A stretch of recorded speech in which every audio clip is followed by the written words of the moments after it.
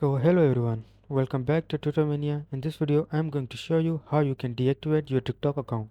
So let's get started. First of all, go to your TikTok, then go to profile.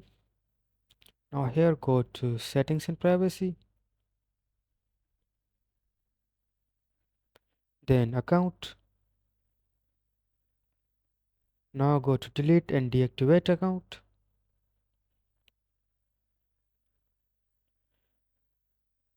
Now here you will see two options, just select deactivate. Now here just press deactivate. Now here it will send your code on your device. So after putting that code and pressing continue, your account will be deactivated. That's it for today's video. Make sure to like and subscribe our channel Tutormania. Thanks for watching. See you in the next video. See ya.